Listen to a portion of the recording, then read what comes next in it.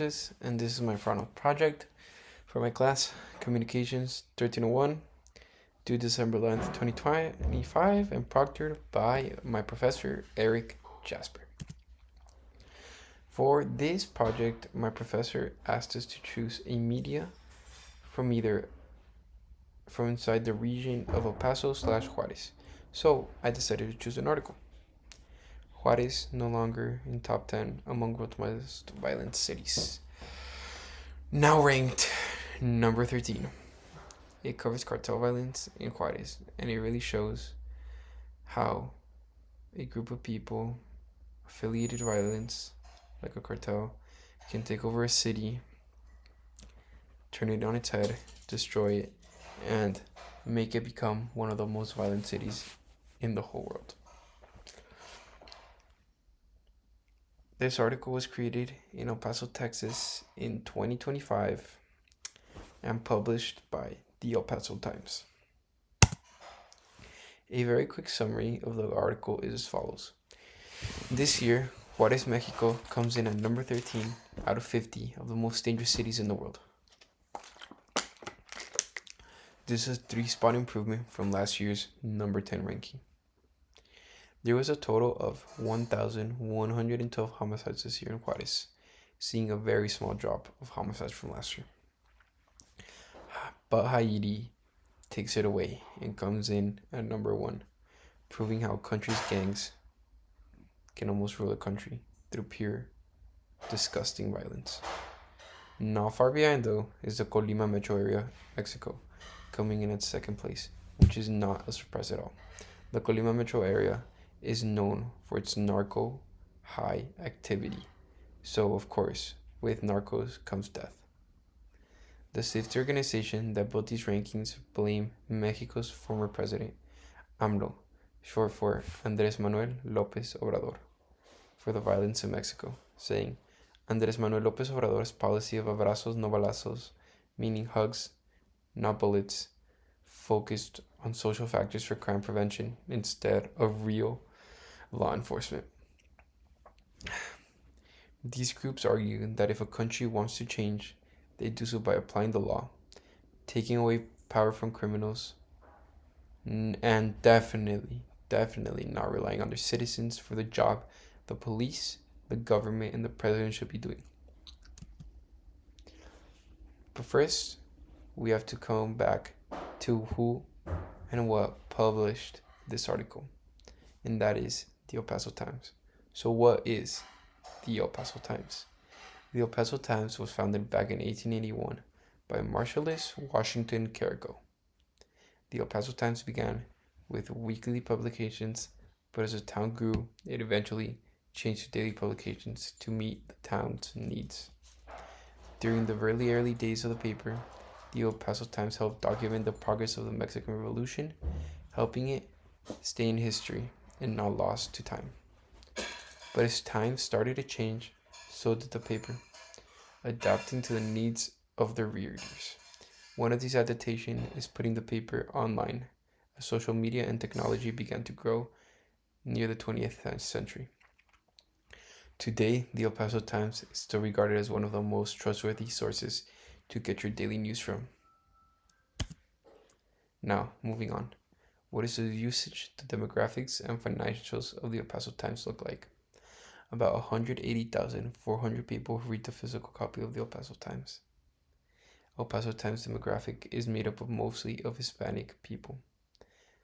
El Paso Times revenue is not publicly available due to a recent acquisition of the El Paso Times by an outside company, but estimates of the revenue range from $10 to $50 million per year. The median family income of a reader is $40,157. The median age is 32 years, which is very young compared to the national average. The major employers of these readers include the EPISD School District, short for El Paso Independent School District, and Fort Bliss Military Base. Key colleges that these readers went to include UTEP, UT El Paso, EPCC El Paso Community College, and NMSU, New Mexico State University. A quick message analysis. This article is trying to communicate that Juarez is no longer as dangerous as it once was. It's doing this to show that Juarez is safer than before due to less deaths. A quote from the article. The good news is that the Mexican border city is no longer among the top 10 deadliest. They're informing the people that cross over the bridge to and from Juarez every day, which are the people that are most at risk of getting killed. It communicates that Juarez isn't as dangerous as before, showing how deaths have mostly lowered every year since 2010, which were the cartel wars. The following quote that supports this is as follows. The ranking listed Juarez with 1,112 homicides in 2024. Juarez was considered among the world's most dangerous cities during the cartel war years. Murders peaked at about 3,000 in 2010. A quick audience assessment. The intended media demographic for this article is people that live near Juarez, so that includes El Paso, the neighboring border city. This article is written in English, but it talks about Juarez, which is mainly made up of Hispanic people. So, they are appealing to El Paso's Hispanic population, which in fact is 80% of the city.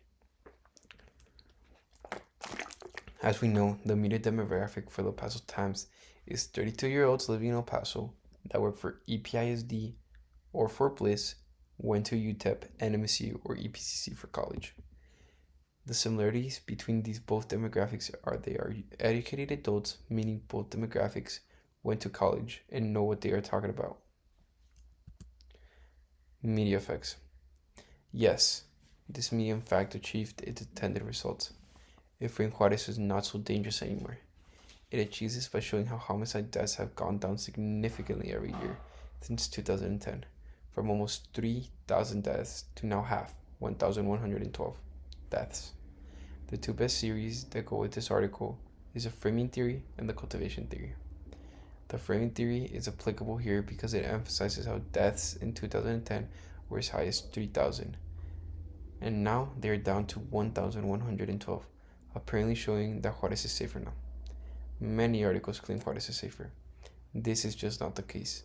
These articles mislead people and actually endanger their lives. Here are the definitions for both theories I use for my media effects. Number 1, framing theory. Media emphasizes certain aspects of a story while downplaying others, shaping audience perception. Number 2, cultivation theory. Repeated media message can shape audience perception over reality over time. Moving on, we have ethical considerations. Yes, there are some biases present, like political and framing bias. There's a political bias because people think that Mexico is corrupt, that they are the ones that let the cartel do their bidding and they do not intervene. But this is just not the case. Mexico is trying to do their best to stop them. But to be honest, the cartel has more manpower, more guns than the whole government. This means that there will be more death due to government turning a blind eye, but that is not the case. Framing bias is present because they make it seem like Juarez is safe, which is misleading and can actually put people's lives in danger. Finally, my reflection and my considerations. This media was not ethically produced, which shows many biases towards Juarez as safe. They frame Juarez as safe. Juarez still proves to be one of the most dangerous cities in the world. The article uses words like lower deaths to make readers feel comfortable with Juarez. I was born in El Paso, but my family is from Juarez. Based on their stories, Juarez is no place to live. At every corner you have to watch your back because you don't know who will be there looking for you. So it is not as safe as this article claims to be. Finally, statistics of the deaths in Juarez. In 2008, 1,600 deaths can be seen, steadily rising until 2010 with 3,622 deaths, slowly coming back down to the most amount of deaths in 2015, 311. Slowly back rising for 2020, 1,600 deaths, then going back down, and hopefully we will continue to go back down until we reach zero number of deaths. Here are my references, and thank you for watching my presentation.